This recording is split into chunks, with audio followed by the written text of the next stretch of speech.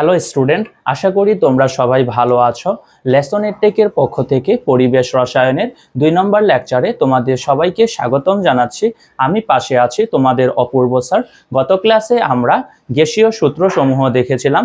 আজকের ক্লাসে আমরা গ্যাসীয় সূত্রের সাহায্যে কিছু গণিত দেখব। চলো আজকের ক্লাসটি আমরা শুরু করি। ওকে, দেখো প্রথমেই একটা প্রশ্ন দেয়া আছে। এখানে কি বলেছে, একটি লোহার সিলিন্ডারে 250 কিলো প্যাসকেল চাপ ও 27 ডিগ্রি সেলসিয়াস তাপমাত্রায় হিলিয়াম গ্যাস ভর্তি আছে। কি বলেছে, একটি লোহার সিলিন্ডারে 250 কিলো প্যাসকেল চাপ ও 27 ডিগ্রি সেলসিয়াস তাপমাত্রায় হিলিয়াম গ্যাস ভর্তি আছে। সিলিন্ডারটি 1000 কিলো প্যাসকেল চাপ সহ্য করতে পারে। সিলিন্ডারটি 1000 কিলো প্যাসকেল চাপ সহ্য করতে পারে। আগুন লাগলে ওই সিলিন্ডারটি গলে যাবে নাকি ফেটে যাবে? কি বলেছে, আগুন লাগলে ওই সিলিন্ডারটি গলে যাবে নাকি ফেটে যাবে। হ্যাঁ, আরেকটা কি দেয়া আছে, সিলিন্ডারটির গলনাঙ্ক দেয়া আছে। গলনাঙ্ক কত দেয়া আছে? 1500 ডিগ্রি সেলসিয়াস। তোমাকে কি বলেছে যে একটি সিলিন্ডার আছে, ধরো একটি সিলিন্ডার আছে, এটা একটি সিলিন্ডার। এই সিলিন্ডারের কি দেয়া আছে 250 কিলো প্যাসকেল চাপ ও 27 ডিগ্রি সেলসিয়াস তাপমাত্রা। হ্যাঁ, হিলিয়াম গ্যাসের একটি সিলিন্ডার। এটার তাপমাত্রা দেয়া আছে, এটার তাপমাত্রা কত দেয়া আছে? এটার তাপমাত্রা দেয়া আছে সিলিন্ডারের 27 ডিগ্রি সেলসিয়াস এবং চাপ দেয়া আছে কত? 250 কিলো প্যাসকেল। ঠিক আছে, আরেকটি কথা বলেছে যে এই সিলিন্ডারটি 1000 কিলো প্যাসকেল চাপ সহ্য করতে পারে। সিলিন্ডারে 250 কিলো প্যাসকেল চাপ দেয়া আছে, কিন্তু সিলিন্ডারটি 1000 কিলো প্যাসকেল অবধি চাপ সহ্য করতে পারবে। ঠিক আছে, 1000 কিলো প্যাসকেল অবধি চাপ সহ্য করতে পারবে। এটাই তো তার সর্বোচ্চ চাপ। বুঝতে পেরেছ? এটা কি তার সর্বোচ্চ চাপ। এই পর্যন্ত চাপ সহ্য করতে পারে। যদি ওই সিলিন্ডারে আগুন লেগে যায় তাহলে সিলিন্ডারটি কি গলে যাবে নাকি ফেটে যাবে, এটা তোমার কাছে জানতে চেয়েছে। হ্যাঁ, দেখো তাহলে আমরা এখান থেকে যদি এই সিলিন্ডারের যদি সর্বোচ্চ তাপমাত্রাটা বের করে ফেলতে পারি, মানে T2 মানটা যদি বের করতে পারি আমরা, তাহলেই তো আমরা বুঝে যাব যদি T2 মান এই 1500 ডিগ্রি সেলসিয়াসের অধিক হয়ে যায় বা সমান হয়, তখন সিলিন্ডারটি কি গলে যাবে। যদি কম হয় তাহলে সিলিন্ডারটি ফেটে যাবে। বুঝতে পেরেছো? আমি আবারও বলি, একটা সিলিন্ডারে কি আছে, হিলিয়াম গ্যাস ভর্তি আছে। সেখানে 27 ডিগ্রি সেলসিয়াস তাপমাত্রায় 250 কিলো প্যাসকেল চাপ দেয়া আছে। আবার আরেকটা কথা বলা হয়েছে যে এই সিলিন্ডারটি সর্বোচ্চ 1000 কিলো প্যাসকেল চাপ সহ্য করতে পারে। পরে বলেছে কি যদি আগুন লাগে ওই সিলিন্ডারটি গলে যাবে নাকি ফেটে যাবে। তারা সর্বোচ্চ গলনাঙ্ক কত দিয়েছে? 1500 ডিগ্রি সেলসিয়াস। মানে সিলিন্ডারের সর্বোচ্চ তাপমাত্রা কত হবে? 1500 ডিগ্রি সেলসিয়াসে যদি অধিক হয়ে যায় বা সমান হয়ে যায়, তখন সিলিন্ডারটি গলে যাবে, মানে সিলিন্ডারের তাপমাত্রাটা গলনাঙ্কে চলে যাবে। তাই তো, যদি তার চেয়ে কম হয়, 1500 ডিগ্রি সেলসিয়াসের চেয়ে সর্বোচ্চ তাপমাত্রাটা কম হয়, সেক্ষেত্রে কিন্তু আর গলবে না, সিলিন্ডারটি ফেটে যাবে। ঠিক আছে, চলো তাহলে আমরা অঙ্কটা একটু দেখে ফেলি। কি দেখবো, দেখো একটি লোহার সিলিন্ডার 250 কিলো প্যাসকেল চাপ ও 27 ডিগ্রি সেলসিয়াস তাপমাত্রায় হিলিয়াম গ্যাস আছে। দেখছো কি বলেছে, 250 কিলো প্যাসকেল চাপ আছে এবং 27 ডিগ্রি সেলসিয়াস তাপমাত্রা আছে। তাহলে চাপ এটা আমরা কি ধরবো? P1 ধরবো, তাই না? 250 কিলো প্যাসকেল চাপ, এটা হচ্ছে P1, এবং 27 ডিগ্রি সেলসিয়াস তাপমাত্রা, এটা হচ্ছে আমাদের T1। বুঝতে পেরেছ? এবং কি বলেছে, সিলিন্ডারটি এত কিলো প্যাসকেল চাপ সহ্য করতে পারে। 1000 কিলো প্যাসকেল চাপ, এখানে কি সর্বোচ্চ চাপ P2। ওকে, তাহলে আমরা এখান থেকে কি বের করব? আমরা যদি T2 মানটা বের করে ফেলতে পারি, তখনই কিন্তু বুঝবো যে সিলিন্ডারটি গলে যাবে নাকি ফেটে যাবে আগুন লাগার পর। ওকে, তাহলে আমরা কি লিখবো? P1 এর মান কত লিখবো? P1 equal 250 kilo Pascal. ওকে, T1 আমরা কত লিখবো? আমরা লিখবো T1 হচ্ছে 27 ডিগ্রি সেলসিয়াস তাপমাত্রা। ওকে, আমরা P2 কত লিখবো? আমরা লিখবো P2 হচ্ছে 1000 কিলো প্যাসকেল। ওকে, আর T2 মানটা আমরা বের করব। চলো আমরা অঙ্কটা করি। হ্যাঁ, দেখো তো, বলো তো এটা কার সূত্র পড়বে? কি দেয়া আছে? তাপমাত্রা দেয়া আছে এবং চাপ দেওয়া আছে, তাই তো? আবার বলা আছে সিলিন্ডারের ক্ষেত্রে কি হয়? আয়তনটা স্থির থাকে, আমরা জানি, তাই না? তাহলে দেখো, আমরা যে বয়েল এবং চার্লসের সমন্বয় সূত্রটা পড়েছিলাম, মনে আছে? P1 V1 by T1। ওকে, পরে কি ছিল? P2 V2/T2। যেহেতু এটি সিলিন্ডার তাই এটার কি হবে, আয়তনটা স্থির থাকবে। তাহলে আমাদের সূত্রটা কি দাঁড়াবে স্যার? আমাদের সূত্রটা দাঁড়াবে P1/T1 ইকুয়াল P2/T2। এখান থেকে আমরা কি T2 এর মানটা বের করব। ওকে, চলো আমরা T2 এর মানটা বের করি। T2 ইকুয়াল কত লিখবো আমরা? T1 into T2। আমরা আড়াআড়ি গুণ করছি, ঠিক আছে? আড়াআড়ি গুণ বোঝো না? দেখো আড়াআড়ি আমরা গুণ করেছি, আমাদের T2 এর মানটা আমরা বের করব। তাহলে কি আড়াআড়ি গুণ করতেছি আমরা, তাহলে P1টা নিচে হবে এবং T1 ইন্টু P2 উপরে হবে, ঠিক আছে? চলো এবার আমরা মান বসাই। T1 এর মান কত? T1 এর মান হচ্ছে 27 ডিগ্রি সেলসিয়াস, ঠিক আছে? এটা তো আমাদের অবশ্যই ক্যালভিনে নিয়ে যেতে হবে। আমরা যদি এটাকে ক্যালভিনে নিয়ে যাই তাহলে কত হবে? 27 এর সাথে আমরা 273 যোগ করব, তাই তো? 27 এর সাথে 273 যোগ করলে কত ক্যালভিন হবে? 300 ক্যালভিন হবে। ওকে, এই দেখো এবার আমরা মান বসাবো। T1 এর মান কত বসাবো? 300। P2 এর মান আমরা কত বসাবো? P2 আছে 1000 কিলো প্যাসকেল, ঠিক আছে? এবং P1 এর মান দেয়া আছে কত? 250 কিলো প্যাসকেল। আমরা যদি এটা সমাধান করি তাহলে কত হবে? 250 দিয়ে যদি 1000 কে কেটে দেই তাহলে 4 হবে। 4 কে 300 দিয়ে গুণ করলে কত হবে? 1200 হবে। আমাদের তাপমাত্রা কত বের হলো? 1200 ক্যালভিন। কিন্তু এখানে তো তারা সেলসিয়াসে দিয়েছে, তাহলে আমরা এবার ক্যালভিন থেকে যদি সেলসিয়াসে যেতে চাই কি করব? 273 বিয়োগ দিয়ে করে দিব, তাই না? দেখো আমরা এই 1200 মাইনাস 273, ওকে, এবার মানটা কিসে চলে যাবে? সেলসিয়াসে চলে যাবে, ঠিক আছে? এবার মানটা সেলসিয়াসে চলে যাবে। সেলসিয়াসে মানটা কত আসছে? সেলসিয়াসে মানটা আসছে 927 ডিগ্রি সেলসিয়াস। দেখো এটা হচ্ছে কি, এই 927 ডিগ্রি সেলসিয়াসটা কি হচ্ছে? সিলিন্ডারের সর্বোচ্চ তাপমাত্রা, ঠিক আছে? সিলিন্ডারের সর্বোচ্চ তাপমাত্রা কত হবে? 927। এটা কত দেখো? 1500 ডিগ্রি সেলসিয়াসের তুলনায় কি আছে? অবশ্যই কম আছে। যদি সর্বোচ্চ তাপমাত্রা যদি 1500 ডিগ্রি সেলসিয়াস বা তার অধিক হতো তখন কিন্তু আমরা বলতে পারবো যে সিলিন্ডারটি গলে যাবে। কিন্তু যেহেতু তাপমাত্রা কত হয়েছে? 1500 ডিগ্রি সেলসিয়াসের কম হয়েছে, ঠিক আছে? যেহেতু কি লিখবো? যেহেতু তাপমাত্রা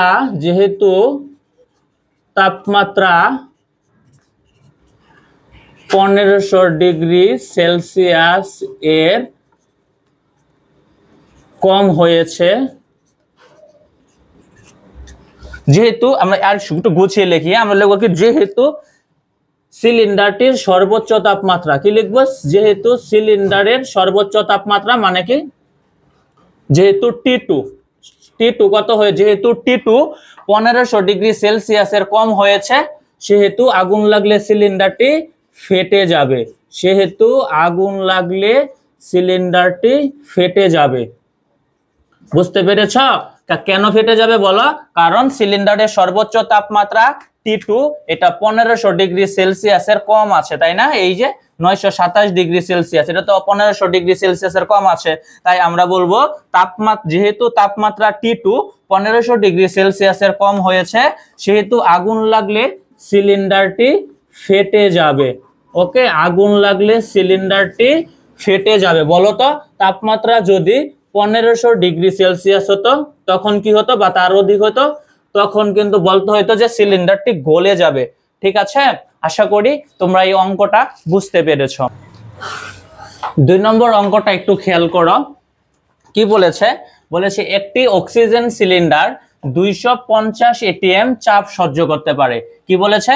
একটি অক্সিজেন সিলিন্ডার 250 ATM চাপ সহ্য করতে পারে।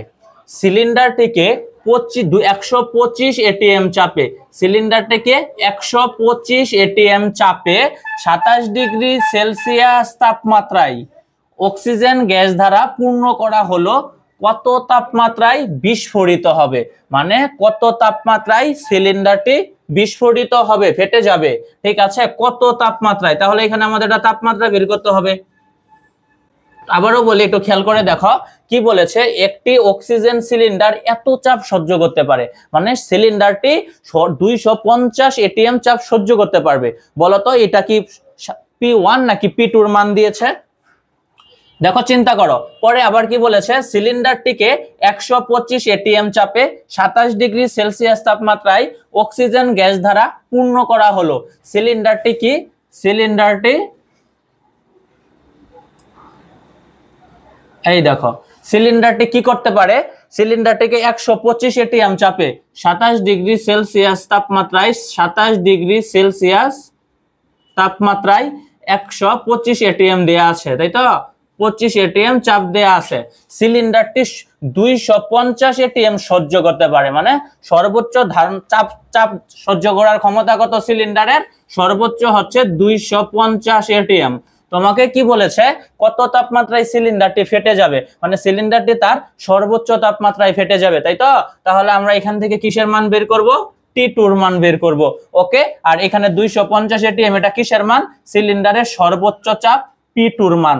ওকে, এই 27 ডিগ্রি সেলসিয়াস কিসের মান, T1 এর মান, 125 এটিএম এটা কিসের মান, P1 এর মান। ওকে, চলো আমরা এখান থেকে কি করব, বের করে ফেলি, তাপমাত্রাটা বের করে ফেলি। ঠিক আছে, আমরা T1 কত লিখবো, আমরা T1 লিখবো 27 ডিগ্রি সেলসিয়াস, তাই তো। 27 ডিগ্রি সেলসিয়াস মানে কত হবে, 27 যোগ 273 ইকুয়াল 300 কেলভিন। ওকে, P1 এর মান কত দেয়া আছে, P1 এর মান দেয়া আছে যে 125 এটিএম।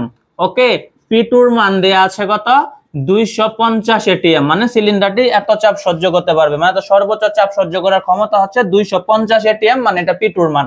ওকে, কত তাপমাত্রায় বিস্ফোরিত হবে, অবশ্যই সর্বোচ্চ তাপমাত্রাটা আমাদের বের করতে হবে, T2 ইকুয়াল আমরা হোয়াট। ওকে, চলো আমরা শুরু করি। ঠিক আছে, আমরা বয়েল এবং চার্লসের সূত্রটা যেন কি পড়েছিলাম, সমন্বয় সূত্রটা P1 V1 by T1 equal P2 by T2, তাই তো, T2 V2 বাই T2।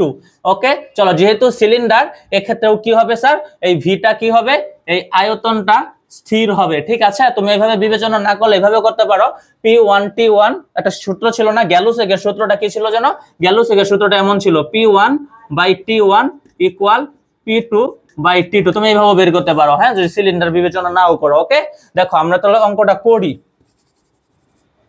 কি লিখবো, P1 V1 by T1 equal P2 V2 by T2। ওকে, দেখো এখান থেকে আমরা কি করব, এখান থেকে আমরা যেহেতু ভিটা স্থির, তাই তো সিলিন্ডার, তাহলে আমাদের সূত্রটা কি দাঁড়াবে, P1 by T1 equal P2 by T2। এখান থেকে আমরা T2 এর মানটা বের করব আগের মতোই, তাই না, T2 এর মানটা আমরা চলো বের করি, তাহলে কত হবে T2 এর মানটা, T2 দেখো এটা আর গুণ করব আমরা, তাই তো, তাহলে নিচে কি চলে আসবে, নিচে P1 চলে আসবে, আর উপরে কি থাকবে, T1 ইনটু P2। ওকে, T1 এর মান আমাদের কত, 300, তাই না, T1 এর মান কত, এই যে দেখো 300 কেলভিন। ওকে, P2 এর মান কত, 250 এটিএম। ওকে, এবং P1 এর মান কত, 125। ওকে, এই 125 কে যদি তুমি কি করো, 250 দিয়ে যদি কি করে ভাগ করে দাও, তাহলে কত হবে, 2 হবে। 300 কে 2 দিয়ে গুণ করলে কত হবে, 600। এটা 600 কি বের হলো, আমাদের তাপমাত্রা বের হলো, কেলভিন বের হলো, তাই তো। কিন্তু আমাদের কিসে রাখতে হবে স্যার, আমরা এটাকে এখানেও রেখে দিতে পারি, কিংবা আমরা সেলসিয়াসেও রাখতে পারি। ঠিক আছে, আমরা যদি এটাকে সেলসিয়াসে নেই, তাহলে কি হবে, 600 থেকে 273 কেলভিন বাদ দিয়ে দিব, তাই তো। এটা এবার কিসে চলে গেল, সেলসিয়াসে চলে গেল, মানে কত হবে, 600 থেকে 273 যদি আমরা বাদ দেই, কত হবে, 327 ডিগ্রি সেলসিয়াস। ওকে, এই 327 ডিগ্রি সেলসিয়াসে কি হবে, এই 327 ডিগ্রি সেলসিয়াসে সিলিন্ডারটি কি হবে, বিস্ফোরিত হবে। আমরা কি লিখব, সুতরাং 327 ডিগ্রি সেলসিয়াস তাপমাত্রায়, 327 ডিগ্রি সেলসিয়াস তাপমাত্রায় সিলিন্ডারটি বিস্ফোরিত হবে। ঠিক আছে, এটা কিন্তু আগের অঙ্কটার মতোই, তাই তো, কাছাকাছি, সিলিন্ডারটি বিস্ফোরিত হবে। তোমরা বুঝতে পেরেছ,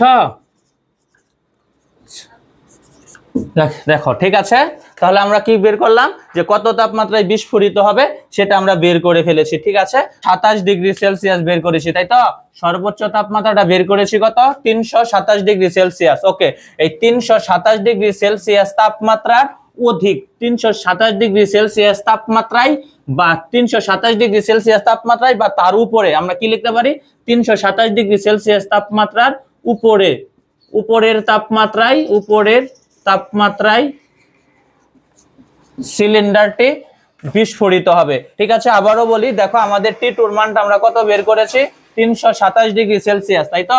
তোমাকে বলেছে কত তাপমাত্রায় বিস্ফোরিত হবে, অবশ্যই 327 ডিগ্রি সেলসিয়াস তাপমাত্রার উপরে গেলেই সিলিন্ডারটি বিস্ফোরিত হবে। ঠিক আছে, তোমাকে বলেছিল কত তাপমাত্রায় সিলিন্ডারটি বিস্ফোরিত হবে, আমাদের তাপমাত্রা T2 সর্বোচ্চ কত বের করেছি 327 ডিগ্রি সেলসিয়াস, তাই তো?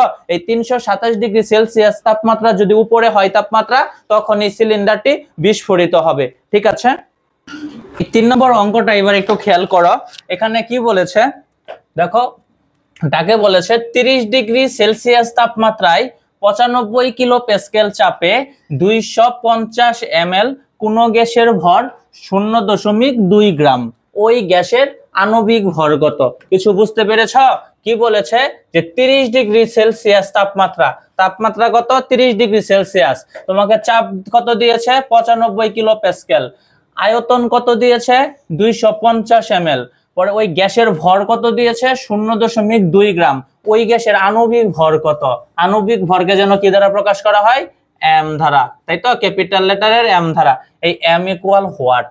তাপমাত্রা কত দিয়েছে T, মানে একটা তাপমাত্রা দেয়া আছে, কি দেয়া আছে একটা P এর চাপ দেয়া আছে, কি দিয়ে 250 ml, এটা কিসের মান V এর মান, গ্যাসের ভর কত 0.2 গ্রাম, এটা কিসের মান W এর মান। বলতো ওই গ্যাসের আণবিক ভরটা আমরা কোন সূত্র দিয়ে বের করব? একটু চিন্তা করো, তুমি দেখো T এর মান দেয়া আছে, এই যে T এর মানটা দেয়া আছে, দেখো এই T এর মান দেয়া আছে সাপোজ, পরে কি P এর মান দেয়া আছে কি V এর মান দেয়া আছে, পরে গ্যাসটার ভর দেয়া আছে মানে W এর মান দেয়া আছে, চাইছে কি ওই গ্যাসের আণবিক ভর, মানে m ইকুয়াল হোয়াট? বলতো দেখো আমরা আদর্শ গ্যাসের একটা সমীকরণ পড়েছিলাম না, PV ইকুয়াল nRT, সেখান থেকে কিন্তু আমরা আণবিক ভরটা বের করতে পারবো। ঠিক আছে, আমাদের সেই সূত্রটাই হবে। ওকে, দেখো কি লিখবো আমরা, PV ইকুয়াল nRT। বলতো এখানে P কি, P এর পরিচয় কি চাপ, V এর পরিচয় কি আয়তন, n এর পরিচয় কি মোল সংখ্যা। ঠিক আছে, এই স্মল লেটারের n এর পরিচয় কি মোল সংখ্যা, আর যেন কি ছিল সার্বজনীন মোলার গ্যাস ধ্রুবক, আর T হচ্ছে কি তাপমাত্রা। ওকে, চলো আমরা মানগুলো লিখে ফেলি। কত লিখবো? ওকে, আরেকটা জিনিস খেয়াল করে দেখো, এখানে বলেছে আমার ভর বলেছে, তাই তো? এই যে মোল সংখ্যাটা যে দেয়া আছে, দেখো এই যে মোল সংখ্যা স্মল লেটারের n যে দেয়া আছে, এই মোল সংখ্যা থেকে আমরা কি বের করতে পারবো? এই যে m, এটা বের করতে পারবো না? আমরা একটা সূত্র পড়েছিলাম না, n ইকুয়াল W/m পড়েছিলাম, একটু মনে করে দেখো তো, আমরা এটা পড়েছিলাম কিনা, মোল সংখ্যা ইকুয়াল কি ছিল ভর বাই আণবিক ভর। ঠিক আছে, এটা আমরা পড়েছিলাম। আমরা এই n এর জায়গায় কি বসাবো, দেখো কি বসাবো, PV ইকুয়াল n এর জায়গায় বসাবো W/m/T, এইখান থেকে আমরা সহজেই আণবিক ভর m বের করতে পারবো। ঠিক আছে, তাহলে আমরা m ইকুয়াল কি লিখবো, m ইকুয়াল লিখবো যে WRT/PV, WRT/PV। এবার চলো আমরা মান বসিয়ে ফেলি। ঠিক আছে, W এর মানটা কত দেয়া আছে 0.2 গ্রাম দেয়া আছে। ওকে, আর m তো আমরা বের করব। T এর মান কত দেয়া আছে 30 ডিগ্রি সেলসিয়াস। খেয়াল করে দেখো 30 ডিগ্রি সেলসিয়াস মানে কত হবে 303 কেলভিন। চাপ দেয়া আছে কত 95 কিলো প্যাসকেল। এইবার হচ্ছে খেলা, দেখো ও আর এর মান আমাদের লাগবে, তাই তো? দেখো তো এখানে আর আছে। ঠিক আছে, এই ধরনের অঙ্ক করার সময় আমরা সব সময় জানো কি করব, আর এর মানটা লিটার অ্যাটমসফিয়ার এককে বসাবো। আবারও বলি শোনো, এই অধ্যায়ে এই ধরনের অঙ্ক করার সময় আমরা কি করব, আর এর মানটা সব সময় লিটার অ্যাটমসফিয়ার এককে বসাবো। ঠিক আছে, তাহলে আমাদের অঙ্ক করতে সুবিধা হবে। বলতো লিটার অ্যাটমসফিয়ার এককে আর এর মান কত? আর এর মান কত ছিল 0.0821। এটাই তো ছিল একক, কি ছিল লিটার এটিএম। এগুলো কিন্তু প্রথম ক্লাসে পড়েছিলাম। ঠিক আছে, কেউ প্রথম ক্লাসটা না করলে অবশ্যই করে নেবে আগে। লিটার এটিএম পার মোল পার কেলভিন, এটাই তো ছিল পার মোল পার কেলভিন। ওকে, দেখো একটু খেয়াল করে দেখো, এইবার কি আমরা আয়তনটা এখানে কি আছে পরে তোমাদের কাটতে হবে, আয়তন এটিএম এগুলো আমাদের কেটে দিতে হবে না। তাই আমরা কি করব, এই আর এর এককের সাথে মিলিয়ে এইগুলোর মান বসাবো, পি এর মান ভি এর মান বসাবো। এগুলো কিন্তু আমরা প্রথম ক্লাসে তোমাদের বলে দিয়েছিলাম, ঠিক আছে? তাহলে বলো তো আমরা এখানে লিটার অ্যাটমসফিয়ার এককে মানে এটিএম এ, চাপটা এটিএম এ আছে না এই ক্ষেত্রে, তাহলে আমাদের কিন্তু প্রশ্নে কি আছে, প্রশ্নের চাপ আছে কিলো প্যাসকেলে।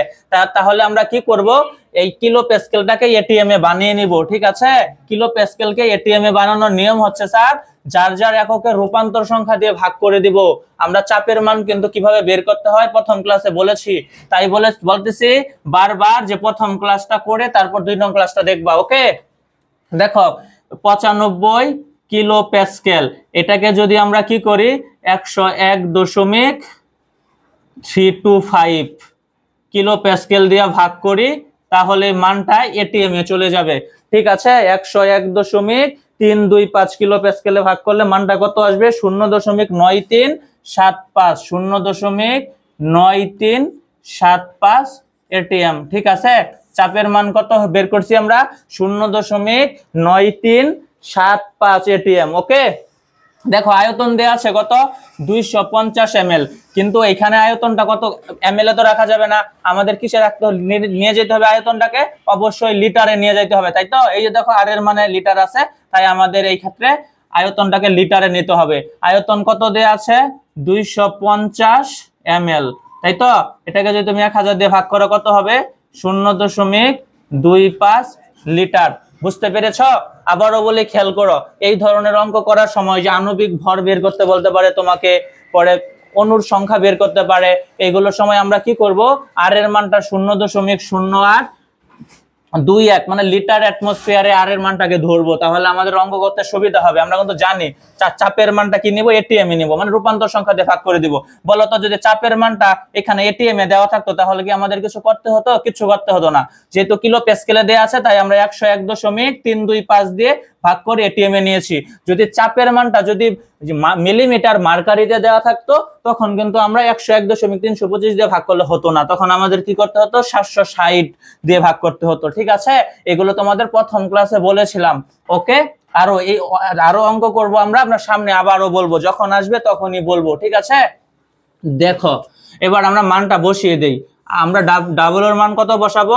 ডাবল এর মান হচ্ছে কি 0.2 গ্রাম। এই যে দেখো 0.2 বসিয়েছি, ঠিক আছে? আর এর মান আমরা কত বসাবো? 0.0821। ওকে, টি এর মান আমরা কত বসাবো? টি এর মান হচ্ছে 303 কেলভিন। এই দেখো 303 কেলভিন। চাপের মান আমরা কত বসাবো? 0.9375, 0.9375। ওকে, আমরা ভি এর মান কত বসাবো? 0.25 লিটার, 0.25। ওকে, এবার যদি আমরা মান বসাই, মান কত হবে? ক্যালকুলেটর চাপো, 21.22 গ্রাম, এদিক সেদিক হতে পারে, ঠিক আছে? তুমি সুন্দর করে ক্যালকুলেটর চাপে তোমার যে মান আসবে সেটা লিখবা। ওকে, 21.22 গ্রাম পার মোল। এখন কথা হচ্ছে গ্রাম পার মোল, এটা এককটা কিভাবে লিখলাম, তাই তো? দেখো একটু খেয়াল করে দেখো, এই ক্ষেত্রে যখন আমরা এখানে যখন মানগুলো বসাবো সূত্রের মাঝে, তখন কখনোই কি করবা না, একক দিবা না, তাহলে বড় হয়ে যাবে, কোনো প্রয়োজন নাই, ঠিক আছে? তুমি অঙ্ক করতে করতে ক্লিয়ার হয়ে যাবে কোনটার একক কি হবে। বা যদি মনে রাখতে না পারো এই যে এইভাবে দেখো করে ফেলবা, তখন সেই ক্ষেত্রে মান বসাবা। ওকে, ওই যে ক্ষেত্রে একক গুলো বসাই দিবা। দেখো খেয়াল করো, এখানে কি ছিল? ডাবলো ছিল। ডাবলো ছিল কত?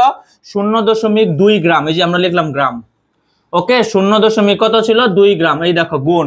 আর এর একক কি ছিল? Litre ATM. লিটার এটিএম পার মোল পার কেলভিন। ওকে, পরে কি তাপমাত্রা কি ছিল? তাপমাত্রা ছিল কেলভিন। ওকে, পরে এটা কি ছিল? চাপ। চাপ ছিল কি? চাপের একক কি? এটিএম ইনটু আয়তনের একক কি? লিটার। এইবার দেখো আমরা কি করেছি, কি করতে পারি, এই লিটার আর এই লিটার কেটে দিতে পারি। ওকে, এই এটিএম কেটে দিতে পারি, পার কেলভিন কেটে দিতে পারি, তাহলে আমাদের কি থাকে? শুধু গ্রাম থাকে এবং পার মোল থাকে।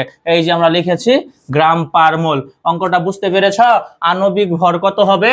আণবিক ভর হবে 21.22 গ্রাম। ঠিক আছে, এই টাইপের অঙ্ক আসবেই, খুব গুরুত্বপূর্ণ অঙ্ক। ঠিক আছে, মনোযোগ সহকারে বারবার করবে। ওকে, একটু খেয়াল করে দেখো কি বলেছে, ডাকে কি বলেছে? 30 ডিগ্রি সেলসিয়াস তাপমাত্রায় 0.97 এটিএম চাপে 1 মিলিলিটার গ্যাসে কতটি অণু আছে বা অণু থাকে? কি বলেছে? 30 ডিগ্রি সেলসিয়াস তাপমাত্রায়, তাই তো? 30 ডিগ্রি সেলসিয়াস তাপমাত্রায় কি বলেছে? তাপমাত্রা কত? 30 ডিগ্রি সেলসিয়াস। এটা টি এর মান দেয়া আছে, তাই তো? বলেছে কি 0.97 এটিএম। এটা কিসের মান? চাপের মান। 1 ml গ্যাসে, 1 ml মানে 1 মিলিলিটার গ্যাস, এটা গ্যাসের কি দেয়া আছে? গ্যাসের আয়তন দেয়া আছে। কতটি অণু থাকে? অণু যেন কিভাবে বের করতে হয়? অণুকে যেন কি দিয়ে প্রকাশ করা হয়? বলেছিলাম এই যে ক্যাপিটাল লেটারের এন দিয়ে, তাই তো? এখান থেকে কিন্তু আমরা অণু বের করব, ঠিক আছে? আবার এই স্মল লেটারের এন না, কিন্তু স্মল লেটারের এন দিয়ে কি বোঝায় স্যার? মূল সংখ্যা বোঝায়, এটা না। ওকে, এই যে অণু এন, তুমি দেখো কি দেয়া আছে? টি দেয়া আছে, পি দেয়া আছে, ভি দেয়া আছে, এন দেয়া আছে। আর তুমি তো জানোই আর এর মান, আর এর একটা মান আছে ফিক্স, এটা ধ্রুবক মান, তাই না? তাহলে আমরা আবার কোন সূত্রে যাব? আমরা আবারও যাব পিভি ইকুয়াল এনআরটি সূত্রে, ঠিক আছে? PV equal nRT. ওকে, দেখো এই সূত্র থেকে আমরা কি করব? মানগুলো বসাই। তোমাকে কি চাইছে? তোমাকে কিন্তু কতটি অণু থাকে মানে এন এর মান জানতে চেয়েছে। এটা কি এই এন এর মান জানতে চেয়েছে? কখনোই না। এই এন এর পরিচয়টা কি? এই এন এর পরিচয় হচ্ছে মোল সংখ্যা। তোমার কাছে মোল সংখ্যা জানতে চাইনি, চাইছে কি? অণুর সংখ্যা। আমরা মোল সংখ্যা থেকে যেন কিভাবে অণুর সংখ্যা বের করতে হয় শিখেছিলাম না? মোল সংখ্যা কি? এন ইকুয়াল, আমরা কি লিখতে পারি? এন বাই এন অফ এ। মনে আছে? এই এন অফ এ যেন কি? অ্যাভোগাড্রো সংখ্যক অণু 6.023 ইন্টু 10 টু দি পাওয়ার 23। জানেন আমরা 023 ইন্টু 10 টু দি পাওয়ার 23 টি অণু, তাই তো? অ্যাভোগাড্রো সংখ্যক অণু ফার্স্ট ক্লাসে বলেছিলাম। দেখো, আর এই এন কি? এই এন এর পরিচয়টাই হচ্ছে কি? অণুর সংখ্যা বা অণু কতটি, ঠিক আছে? তাহলে আমরা এই এন এর জায়গায় কি বসাবো? PV equal N by N of A into R T. বুঝতে পেরেছ? এই যে এই এন এর জায়গাতেই আমরা এটা বসাইছি, ঠিক আছে স্যার? এখান থেকে আমরা কি বের করব? এন এর মান বের করব। চলো আমরা এন এর মানটা বের করে ফেলি। এন এর মান কি লিখবো তাহলে? আর টি নিচে চলে আসবে, তাই তো? আর টি এটার সাথে গুণাকারে আছে, তাই এখন ভাগ হয়ে যাবে। এন এর সাথে আর টি গুণাকারে আছে, তাই ভাগ হয়ে যাবে, যে নিচে দিয়েছি, তাই তো? উপরে কি হবে? PV PV into N of A, ঠিক আছে? চলো আমরা এবার মান বসিয়ে দেই, ঠিক আছে? পি এর মান আমরা কত বসাবো বলো? পি এর মান দেয়া আছে কত? 0.97 এটিএম, 987 এটিএম, 0.987 এটিএম। এই যে বসাচ্ছি 0.987 এটিএম, লিখতে হবে না। ওকে, দেখো ভি এর মান, এই ভি এর মান কত দেয়া আছে? 1 ml দেয়া আছে। বলো আমরা আর এর মান কত বসাবো বলেছিল এই সব অঙ্কে?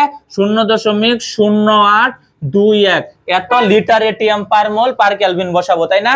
কিন্তু তোমার আর এর মান তারা তো লিটারে দেয়নি, তারা দিয়েছে ml এ, তাই আমরা 1000 দিয়ে এটাকে ml টাকে কি করব? ভাগ করে দিব, তাই তো? তাহলে ভাগ করলে কত হবে মানটা বলো? ভাগ করলে মানটা কত হবে? 1 ভাগ 1000, তাই তো? ভাগ করলে কত হবে? 1 ইন্টু 10 টু দি পাওয়ার -3 হবে, তাই না? তাহলে আমরা লিখে ফেলি 1 ইন্টু 10 টু দি পাওয়ার -3। এটা কিসের মান লিখছি আমরা? ভি এর মান লিখছি। ওকে, এবার আমাদের এন অফ এর মান লিখতে হবে। এই যে অ্যাভোগাড্রো সংখ্যক অণুর মানটা আমরা লিখবো 6.023 ইন্টু 10 টু দি পাওয়ার 23। বুঝতে পেরেছ? আর এর মান আমরা লিখেছি 0.0821। টি এর মান আমরা কত লিখবো? 30 ডিগ্রি সেলসিয়াস মানে 303 কেলভিন, ঠিক আছে? তুমি একটু রাফ করে নিও, হ্যাঁ, এইভাবে একটু লিখে নিও। টি ইকুয়াল 30 ডিগ্রি সেলসিয়াস মানে কত? 303 কেলভিন। ওকে, পরে পি ইকুয়াল কত লিখবা? পি ইকুয়াল লিখবা 0.987 এটিএম। ওকে, পরে আয়তন কত লিখবা? 1 ml ইকুয়াল কত? 1 into 10 to the power -3 litre. Okay, 1000 দিয়ে ভাগ করে দিয়েছি। পরে কি আর এর মানটা লিখবা? আর এর মান কত লিখবা? 0.0821 লিটার এটিএম পার মোল পার কেলভিন লিখবা, ঠিক আছে? পরে আর কি তোমার আর জানতে চেয়েছে কি? এন এর মান। এন ইকুয়াল হোয়াট, মানে অণুর সংখ্যা ইকুয়াল হোয়াট। এখন আমরা যদি মানটা বসাই, আমাদের মানটা কত হবে? ক্যালকুলেটরটা চাপবা, ক্যালকুলেটর চাপলে মান কত আসবে? 2.3907, 2.3907 into 10 to the power 19, 2.3907 into 10 to the power 19, ঠিক আছে? তুমি ক্যালকুলেটর চাপে দেখো, ঠিক আছে? আমি ক্যালকুলেটর চাপছি না, কিন্তু বই থেকে সরাসরি মান বসাই দিচ্ছি, ঠিক আছে? ওকে, দেখো মান কত হয়েছে? এটা 2.3907 × 10⁻19 এতটি, ঠিক আছে। 1 ml গ্যাসে কতটি অণু থাকবে, এত সংখ্যক অণু থাকবে, ঠিক আছে। আশা করি অঙ্কটা বুঝতে পেরেছো, ঠিক আছে। একটু আগে কি পড়েছিলাম, মোল আণবিক ভর বের করেছিলাম, এখন বের করেছি অণু। এই দুইটা অঙ্ক কিন্তু খুব গুরুত্বপূর্ণ, ঠিক আছে। প্রত্যেকটা এই অধ্যায়ে আমরা যতগুলো সৃজনশীল সলভ করব, প্রত্যেকটা সৃজনশীলে আমাদের এই যে সব অণুর সংখ্যা কিংবা মোল সংখ্যা, আণবিক ভর এই রিলেটেড অঙ্ক থাকবে, ঠিক আছে। তাই কি বলছি, যে অঙ্কগুলো ভালোভাবে সলভ করবা, ঠিক আছে, মনোযোগ সহকারে। ওকে, 5 নম্বর অঙ্কটা খেয়াল করো। এখানে কি বলেছে, বলেছে যে প্রমাণ তাপমাত্রা ও চাপে, হ্যাঁ, প্রমাণ তাপমাত্রা ও চাপে কার্বন ডাই অক্সাইডের ঘনত্ব 22 kg/m³, চাপ স্থির রেখে, চাপ কি বলেছে, চাপটাকে স্থির রাখতে বলেছে, হ্যাঁ, চাপ স্থির রেখে 11 ডিগ্রি সেলসিয়াস তাপমাত্রায় ওই গ্যাসের ঘনত্ব কত হবে, মানে ঘনত্ব জানতে চেয়েছে, ঠিক আছে। আবারও বলে খেয়াল করো, প্রমাণ তাপমাত্রা ও চাপে কার্বন ডাই অক্সাইডের ঘনত্ব 22 kg/m³, চাপ স্থির রেখে 11 ডিগ্রি সেলসিয়াস তাপমাত্রায় ওই গ্যাসের ঘনত্ব কত হবে, মানে একটা ঘনত্ব দেয়া আছে আর একটা ঘনত্ব জানতে চেয়েছে, ঠিক আছে। তাপমাত্রা দেয়া আছে দুইটা, দেখছো, এই যে প্রমাণ তাপমাত্রা 11 ডিগ্রি সেলসিয়াস তাপমাত্রায়, দুইটা তাপমাত্রা দেয়া আছে, ঘনত্ব একটা দেয়া আছে, একটা জানতে চেয়েছে। চাপ কি দেয়া আছে, স্থির আছে, মানে চাপ নিয়ে আমাদের কোনো কাজ নেই, তাই না। আমরা যে বয়েল এবং চার্লসের সমন্বয় সূত্রটা পড়েছিলাম, মনে আছে, P1V1/T1 = P2V2/T2, সেই সমন্বয় সূত্রে কিন্তু আমরা কি করেছিলাম, ঘনত্ব নিয়েছিলাম, আয়তনের পরিবর্তে আমরা ঘনত্ব নিয়ে এসে আরেকটা সূত্র প্রমাণ করেছিলাম, তাই তো। সূত্রটা কি ছিল, মনে আছে, সূত্রটা ছিল D1T1/P1 = D2T2/P2, হ্যাঁ। তোমাদের যদি মনে না থাকে আরেকটু খেয়াল করে নিবা, ঠিক আছে, আরেকটু দেখে নিবা। সূত্রটা কি ছিল, সূত্রটা ছিল D1T1/P1, ওকে, ইকুয়াল কি ছিল, D2T2/P2। এটা জিনিস খেয়াল করো, বলেছে তোমাকে চাপ বলেছে কি স্থির, মানে চাপ নিয়ে কোনো কাজ নাই। তাহলে আমরা সূত্রটা কিভাবে লিখতে পারি, লিখতে পারি D1T1 = D2T2, ওকে। যেহেতু কি, যেহেতু P স্থির, চাপ স্থির, ওকে, এখান থেকে আমরা কিসের মান বের করব, D2 মান বের করব। চলো আমরা বের করে ফেলি D2 মান। তাহলে আমাদের কি হবে, D2 আর T2 গুণ আকারে আছে, তাহলে এটা কি হবে, ভাগ হয়ে যাবে T2, তাই তো। এই দেখো T2 নিচে লিখেছে, উপরে কি লিখবো, D1 × T1। বলো তো D1 এর মান কত লিখবো আমরা, D1 এর মান কত, D1 এর মান হচ্ছে 22 kg/m³, ওকে। T1 এর মান কত, বলো T1 এর মান কত, T1 বলেছে প্রমাণ তাপমাত্রা, প্রমাণ তাপমাত্রা কত, 273 কেলভিন, ওকে। 0 ডিগ্রি সেলসিয়াস বা 273 কেলভিন হচ্ছে কি প্রমাণ তাপমাত্রা, ওকে। আমাদের কি T2 মান কত দেয়া আছে, 11 ডিগ্রি সেলসিয়াস, T2 মান দেয়া আছে কত, 11 ডিগ্রি সেলসিয়াস। এটাকে কেলভিনে নিলে 273 তুমি যোগ করবা, তাহলে কত হবে, 284 কেলভিন, ওকে। এবার আসো আমরা মান বসিয়ে দেই। D1 এর মান কত বসাবো, 22, T1 এর মান কত বসাবো আমরা, 273, T2 এর মান আমরা কত বসাবো, T2 এর মান বসাবো 284, ওকে। ক্যালকুলেটর চাপলে মানটা কত আসবে, 21.15, 21.15, ঠিক আছে। তুমি একটু ক্যালকুলেটর চেপে নিবা, ওকে। 21.15 kg/m³, ঠিক আছে। ওই গ্যাসের ঘনত্ব D2 = হোয়াট, ঠিক আছে। এটা প্রমাণ তাপমাত্রা মানে T1, এটা কি ঘনত্ব মানে কি, এটা D1 প্রাথমিক ঘনত্ব, এখানে 11 ডিগ্রি সেলসিয়াস তাপমাত্রা, এটা কি T2, ঠিক আছে। আমাদের বের করতে হবে কি D2, এই দেখো D2 = হোয়াট, আমরা বের করে ফেলেছি। D2 এর মান কত, 21.15 kg/m³। আশা করি অঙ্কটা বুঝতে পেরেছো। এই অঙ্কটা একটু খেয়াল করে দেখো, এখানে কি বলেছে, 100 ডিগ্রি সেলসিয়াস তাপমাত্রায়, 100 ডিগ্রি সেলসিয়াস তাপমাত্রায় ও 1.0526 atm চাপে কার্বন ডাই অক্সাইডের ঘনত্ব কত, মানে কার্বন ডাই অক্সাইডের ঘনত্বটা জানতে চেয়েছে। কি দিয়েছে, তাপমাত্রা দিয়েছে, তারা T এর একটা মান দিয়েছে, তাই তো, তারা চাপের মান দিয়েছে, P এর মান দিয়েছে, তাই না।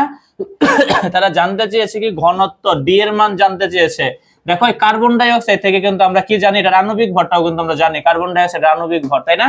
কার্বন ডাই অক্সাইড আণবিক ভর কত? 44, এটা জানি। তোমার কি জানতে চাইছে? ডি ইকুয়াল হোয়াট, বলো তো এটা কোন সূত্র দিয়ে পড়বে? গত প্রথম ক্লাসে পড়িয়েছিলাম এমন সূত্র, বলো তো কোন সূত্র হবে? আমরা এমন একটা সূত্র পড়েছিলাম না, যে পি এম ইকুয়াল ডিআরটি, এমন একটা সূত্র প্রমাণ করে দেখিয়েছিলাম।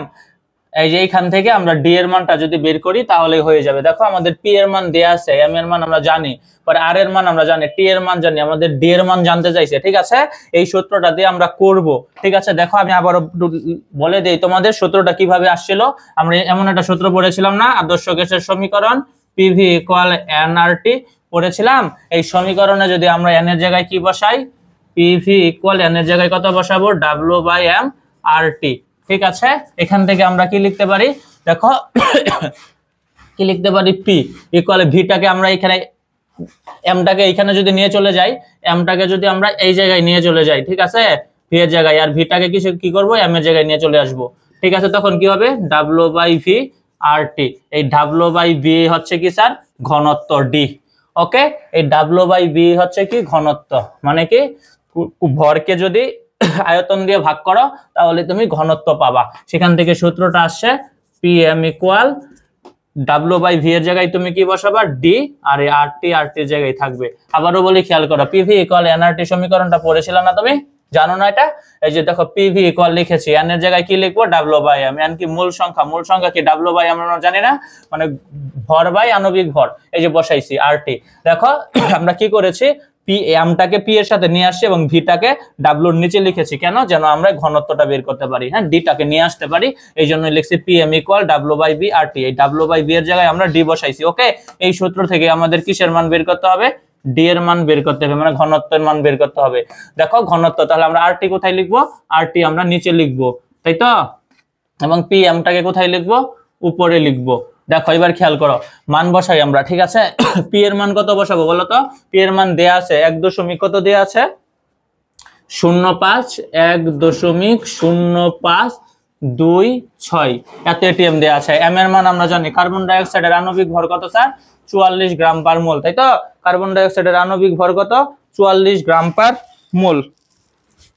44, এই যে লিখে ফেলছি। ঠিক আছে, আর এর মান আমরা কত বসাবো? 0.0821। ওকে, টি এর মান কত বসাবো? 100 ডিগ্রি সেলসিয়াস, মানে কত? 373 কেলভিন। ওকে, দেখো বসাই টি, আমরা টি ইকুয়াল কত লিখবো? 100 ডিগ্রি সেলসিয়াস মানে 373 কেলভিন। ওকে, পি ইকুয়াল কত লিখবো আমরা? এগুলো রাফে দিতে হবে তোমাকে সাইডে, হ্যাঁ। পি ইকুয়াল কত লিখবো? 1.0526 এটিএম। ওকে, পরে তুমি এম কত লিখবা? কার্বন ডাই অক্সাইডের আণবিক ভর 44 গ্রাম, ঠিক আছে, গ্রাম পার মোল। ঠিক আছে, গ্রাম পার মোল। পরে কি লিখবা? আর এর মান লিখবা। আর এর মান কত জানো তুমি? এটা লিটার অ্যাটমসফিয়ার এককে বসাবা, আর 2 এক্ষেত্রে একক লিখবা। ওকে, দেখো পরে কি হয়েছে? পরে আমরা এখান থেকে ডি ইকুয়াল কি লিখবো? ওয়াট লিখবো। ওকে, দেখো ডি এর মানটা আমরা ক্যালকুলেটর চাপলে মানটা কত আসবে? মান আসবে হচ্ছে কি 1.512, 1.512, 1.512 এত গ্রাম পার লিটার। ওকে, এটাই হয়েছে আমাদের উত্তর। ঠিক আছে, বুঝতে পেরেছ? 100 ডিগ্রি সেলসিয়াস তাপমাত্রা, এত এটিএম চাপে কার্বন ডাই অক্সাইডের ঘনত্ব, মানে ডি এর মান আমাদের কত বের হয়েছে? ঘনত্ব কার্বন ডাই অক্সাইডের বের হয়েছে 1.512 এত গ্রাম পার লিটার। ওকে, এই গ্রাম পার লিটারটা কিভাবে এসেছে পারবা না? দেখো এটা কি, এটা তো চাপ, চাপের এককটা কি? এটিএম। এই যে লিখছো তুমি এটিএম ইনটু এটা কি? আণবিক ভর, আণবিক ভরের একক কি? গ্রাম পার মোল।